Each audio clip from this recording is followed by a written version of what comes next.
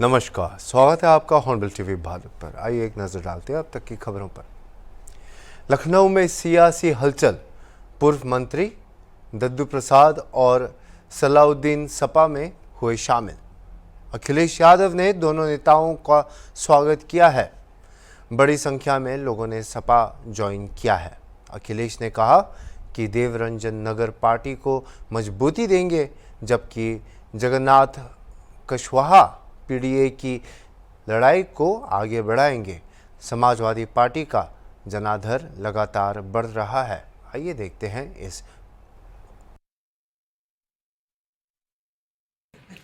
उनसे ये तो पूछो कि जीरो पॉवर्टी क्या है, कि केवल अधिकारियों ने बता दिया या ये इकोनॉमिस्टों ने बता दिया कि ये जीरो पॉवर्टी की लाइन है, इस पे आप बोलिए और इससे जीरो पॉवर्टी हो जाएगी। कैसे जीरो पॉवर्टी है? और वो सरकार पॉवर्टी खत्म करना चाहती है जो अभी तक ये ना बता पा रही हो कि जिन लोगों को राशन दिया जा रहा है, जिन लोगों को राशन दिया जा रहा है, उनकी पर कैपिटा इनकम क्या है। भाई जो राशन जिनको दिया जा रहा है, हम लोग भी उत्तर प्रदेश में लगभग 12 करोड़ लोग पा रहे होंगे राशन, 15 करोड़। अगर 15 करोड़ पा रहे हैं तो इन 15 करोड़ लोगों का पर कैपिटा इनकम क्या है? तो जीरो पॉवर्टी तो तब हम डिस्कस करेंगे। केवल कह देना कि हम गरीबी हटा देंगे 2 साल में, अरे 2 साल में तो अभी चले जाओगे आप खुद ही। जो सरकार किसानों के लिए कुछ न कर पा रही है, पैदावार की सही कीमत न दे पा रही है, नौकरी रोजगार न दे पा रही है, महंगाई पे कोई नियंत्रण ना हो, मुनाफा कमाने दे रहे हो, जीरो टॉलरेंस, सोचो लॉ एंड ऑर्डर में क्या है। सीधी लोग सरकार को गोली मार रहे हैं, जो हत्या हो रही है, चाहे देवरिया हो, गोरखपुर हो। आप खुद देखिए, रिकॉर्ड उठा करके देखिए। जब मुख्यमंत्री जी उत्तर प्रदेश से, राजधानी से गोरखपुर जाते हैं, गोरखपुर से लौट के आते हैं, तुरंत हत्या हो जाती है आसपास में। कोई विजिट ऐसी नहीं बची होगी जिसमें मुख्यमंत्री खुद गोरखपुर गए हो और हत्या ना हुई हो। कब लौटे बताओ? और कब हुई हत्या बताओ? और परसों ही लौटे होंगे।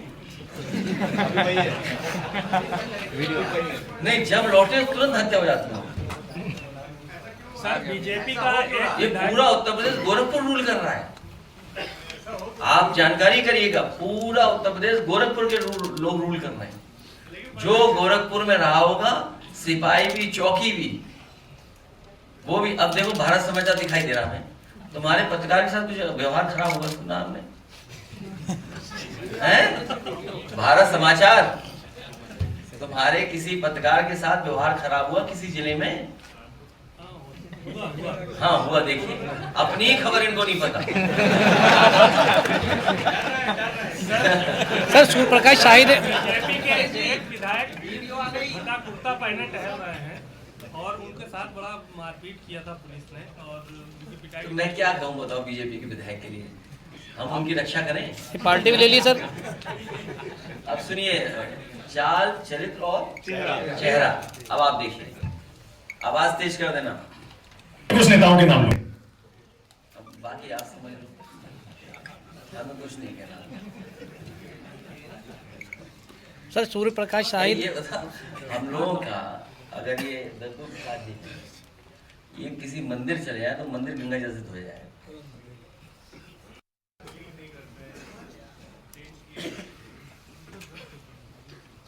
आप क्या चाहते हो?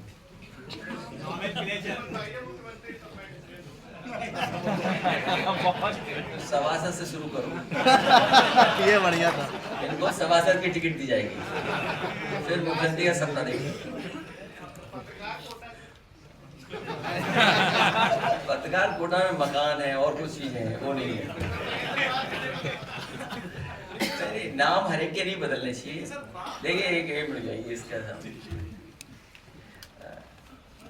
लोक भवन पे जरूर अकेले बोर हो रहे हैं, वहां जरूर 2 महापुरुष और आ जाए, 3 आ जाए, 4 आ जाए, क्योंकि समाजवादी पार्टी की सरकार में बना वो लोक भवन है और वो जनता का है। लोक भवन कोई हमारा आपका नहीं है। स्टेडियम नए बनाएंगे, अब नए स्टेडियम बनाएंगे, इससे बेहतर नए शहरों में बनाएंगे जहां मैच और जगह भी हो पाए। वो नेताजी के समय से मैंने भी फंड दिया, नेताजी ने फंड दिया, पता नहीं क्यों रोक रखा है इन्होंने। क्योंकि मुख्यमंत्री जी क्रिकेट खेलते हैं तो 3 टप्पे के बाद बैट मारते हैं बॉल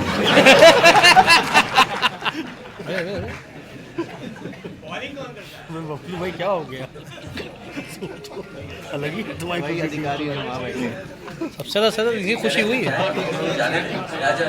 बबलू भाई बहुत ज्यादा खुश हो गया। आपने जनेश्वर में पार्क बनवाया है, अभी इस बीच पता नहीं आप गए कि नहीं, वहाँ पर तमाम ऐसी जगहों पर जहाँ एक पेड़ भी लगा है, वहाँ राजनाथ सिंह जी और मुख्यमंत्री जी के नाम के बड़े बड़े बोर्ड लगे हुए हैं, जबकि आपका नाम एक ही जगह है पूरे पार्क में, और वो जो कुछ बनवा रहे हैं हर जगह एक बोर्ड लगवा रहे हैं। देखिए, राजनाथ सिंह जी के नाम के अलावा सब नाम हटा दिए जाएंगे।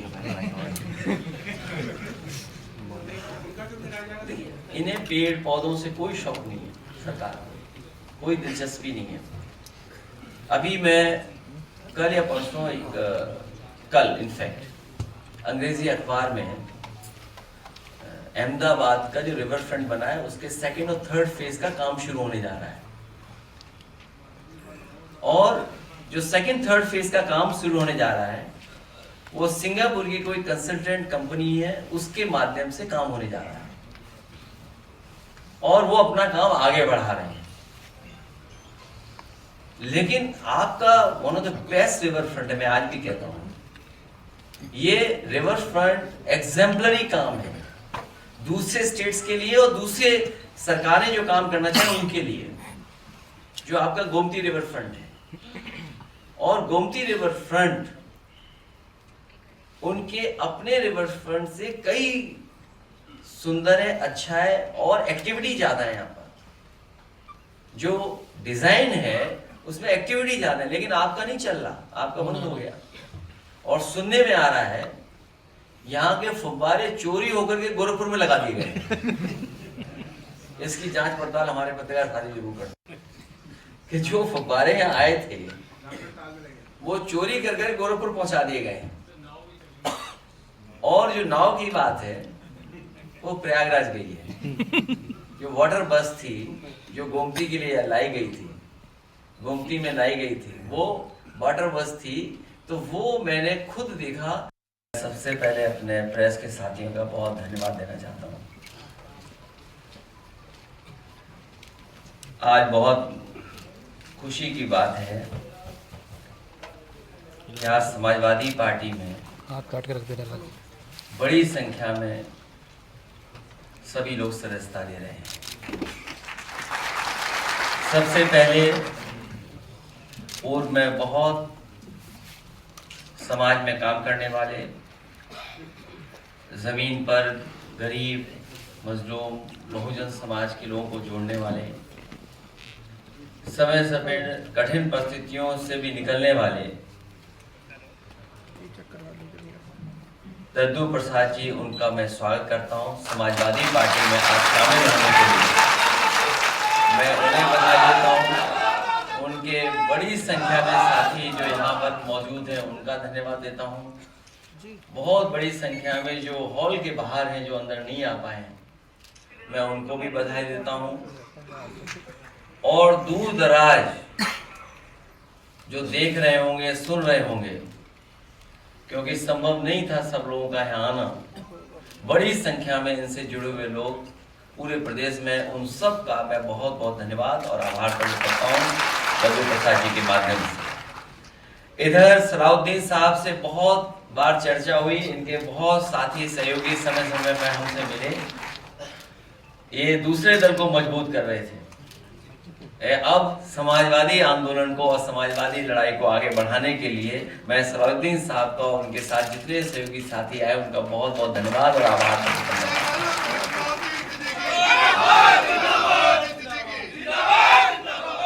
श्री देव रंजन नागर जी मेरे साथ पहले से जुड़े हैं और पार्टी के सिद्धांतों को, कार्यक्रमों को ठीक तरीके से समझते हैं।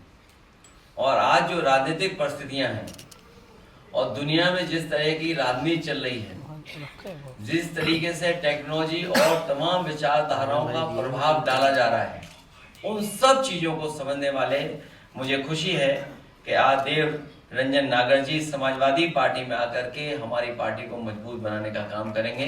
भविष्य में सरकार कैसे बने उस दिशा में निकल जाएंगे। जगन्नाथ कुशवाहा जी पूर्व बसपा संस्थापक हैं, प्रदेश कार्यकारिणी समिति में हैं और उनके साथ बड़ी संख्या में लोग आए। मैं उनका भी बहुत बहुत धन्यवाद देता हूं। ये सभी साथी वो लोग हैं जो पीडीए की लड़ाई को, संविधान को बचाने की लड़ाई को, देश के कानून को बचाने की लड़ाई में, देश की अर्थव्यवस्था को बचाने की लड़ाई में, हमारे किसानों के सम्मान के लिए, जो हमारे दबे कुचले हैं, जो पीड़ित शोषित लोग हैं, जो बहुजन समाज के लोग हैं, उन सबको सम्मान दिलाने के लिए जो बड़े पैमाने पर भारतीय जनता पार्टी बेरोजगारी फैला रही है, महंगाई बढ़ा रही है, हमारे बाजार को खत्म कर रही है, उस लड़ाई में हमारा साथ देने के लिए भाजपा प्रदेश अध्यक्ष भूपेंद्र चौधरी ने अखिलेश यादव के बयान का जवाब देते हुए कहा कि भूमाफिया कौन है यह सब जानते हैं, हम जमीन बचाने वाले लोग हैं जबकि कब्जाने वाले वो लोग हैं।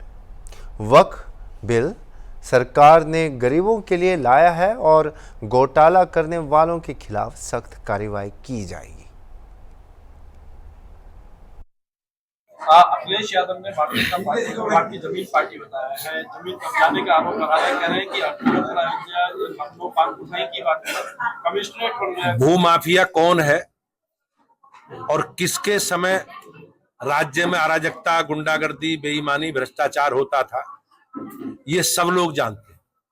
हम लोग भूमाफियाओं से जमीन बचाने वाले हैं, जमीन कब्जाने वाले वही लोग। वक्फ बिल को लेकर चुनौती दे दी है। वक्फ बिल में सरकार सभी संपत्तियों का गरीबों के लिए, कमजोर व्यक्तियों के लिए, विकास के लिए और जो समाज का कमजोर पक्ष है उसके विकास के लिए सरकार ये बिल लेकर आई है। अब मुझे प्रसन्नता है कि भारत की संसद ने उसे पारित किया है और सरकार निश्चित रूप से जिस प्रकार की वक्फी जमीनों में लोगों ने घोटाले किए हैं, उन घोटालेबाजों को के खिलाफ भी कार्रवाई करने का सरकार को अवसर मिलेगा। संशोधन को लेकर के एससी में याचिका दायर हो चुकी है, जमीन की तरफ से जो है वो चुनौती दी गई है। ये लोग संविधान में इनकी आस्था नहीं है। भारत की संसद ने संविधान में प्रदत्त जो व्यवस्था है, उन्हें अधिकार है कानून बनाने का, उन्होंने विधि सम्मत कानून बनाया है। बाकी न्यायालय, हमारे यहाँ एक व्यवस्था है, न्यायालय उस पर निर्णय करना, लेकिन संसद ने नियम अनुसार जो अधिकार है उस अधिकार के तहत ही ये कानून बनाया है।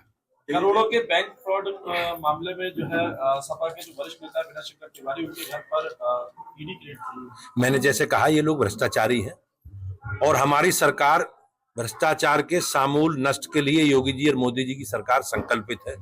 जो जिन्होंने अनैतिक संपत्ति अर्जित की है, जिन्होंने घोटाले किए हैं, उन सबके खिलाफ कार्रवाई होगी।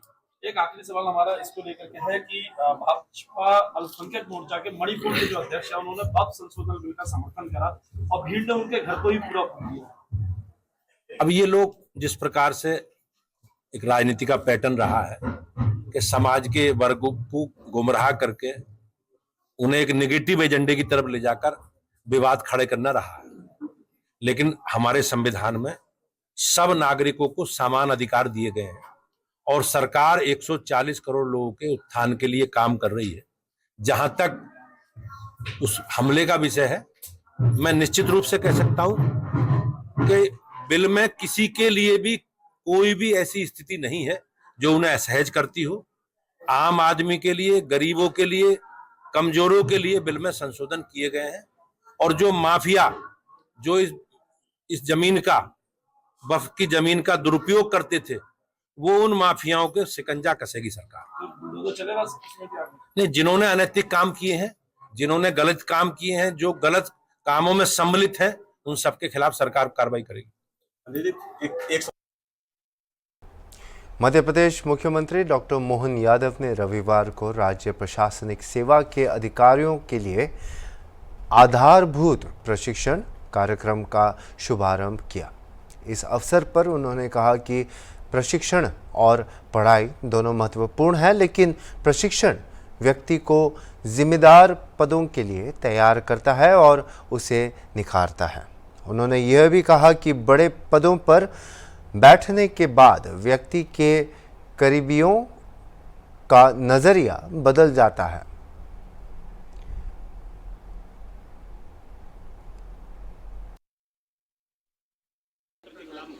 जो भी घटना सबकी जानकारी में है, हमारी सरकार उसके ऊपर कठोर कार्रवाई कर रही है और ये हमारी सरकार का भारत सरकार के साथ लगातार इस प्रकार की व्यवस्थाओं में आपने देखा होगा कि हमने हर एक वो कमियां या गलतियां या छिपी हुई बातें जिससे कहीं कोई चूक हो रही है उससे तुरंत त्वरित एक्शन की और उसी का परिणाम है कि बड़ी से बड़ी कोई भी ऐसी बात होगी तो हमारी सरकार एक्शन लेने में देर नहीं देगी। ये इसी कारण से हमारी सरकार की अपनी एक साख बनी है।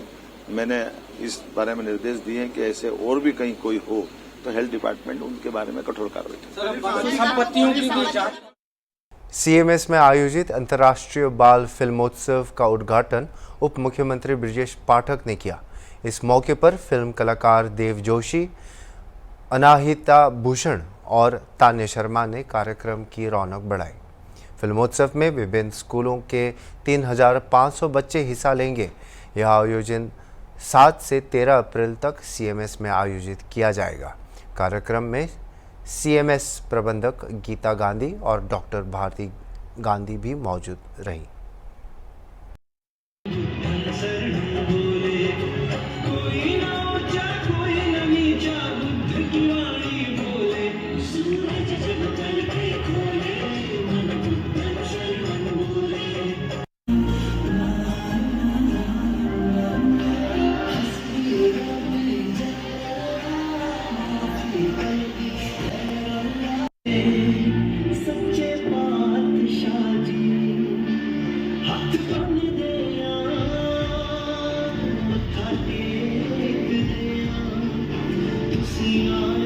अंतर्राष्ट्रीय बाल फिल्म महोत्सव का विधिवत शुभारंभ किया है। ये 14वां फिल्म अंतर्राष्ट्रीय महोत्सव है। पूज्य जगदीश गांधी जी ने बच्चों के मानसिक, शारीरिक के अलावा शिक्षा के क्षेत्र में उच्च कोटि का केंद्र बनाने के लिए सीएमएस की स्थापना की थी। हम आज कह सकते हैं कि यहाँ पर 102 देशों से अधिक की 400 से अधिक फिल्में प्रदर्शित की जाएंगी। 300 से अधिक विद्यालयों के बच्चे यहाँ आए हैं। हम सभी विद्यालयों के प्रबंधकों से और शिक्षकों से कहते हैं कि बच्चों के अंदर मानसिक और